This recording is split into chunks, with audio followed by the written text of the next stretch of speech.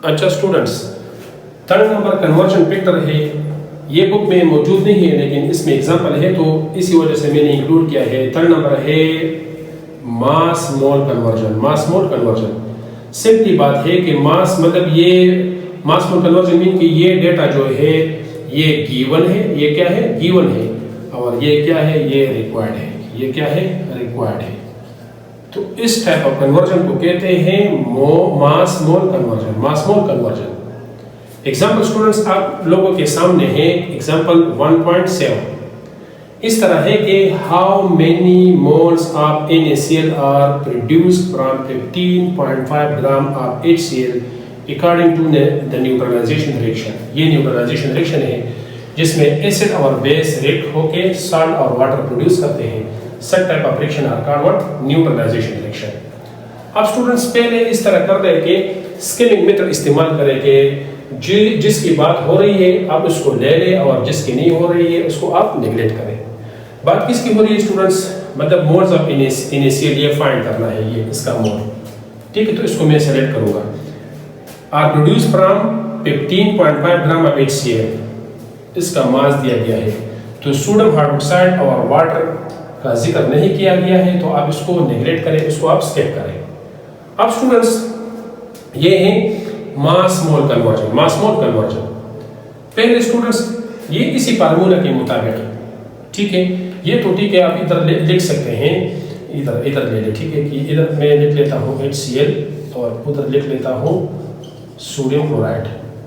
अब according to the balance chemical equation इधर coefficient क्या है 1 है तो ये 1 मोल हो गया, ये क्या है 1 मोल है।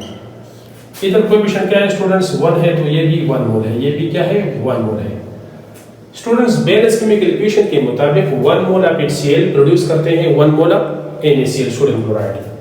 लेकिन इधर students according to the numerical HCl का मास दिया गया है, HCl का क्या दिया गया है मास। तो आप स्टूडेंट्स इस मास को कन्वर्ट कर रहे हैं मोल में। सिंपल स्टूडेंट्स हमारे साथ फार्मूला है कि mole is equal to mass in gram divided by molar mass, divided by molar mass, ठीक है।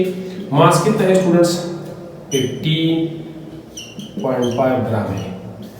अब स्टूडेंट्स ये भी ध्यान में रख ले, are produce from 15.5 gram of HCl दिया गया है इसका मास, तो इसका मोलर मास आपने पुट करना है, ठीक है। मोलर मास ऑफ HCl किस तरह आप निकालोगे, हाइड्रोजन मतलब इसका मास है 1 और क्लोरीन का है 35.5, तो जब आप इसको ऐड करोगे तो ये आ जाएगा 36.5, तो मोलर मास ये हुआ तो इसको आप डिवाइड करें 36.5, ठीक है। सिंपली स्टूडेंट्स आप इसको जब कर पाओगे तो ये मेरे साथ आ जाएगा 0.425 moles of HCl, moles of HCl। तो इसी मास से मोल ऑफ HCl क्या आ गया स्टूडेंट्स 0.425 मोल, 0.425 मोल। ये कितने मोल आप NaCl प्रोड्यूस करेंगे ये ना मालूम है तो मैं x ले लूंगा।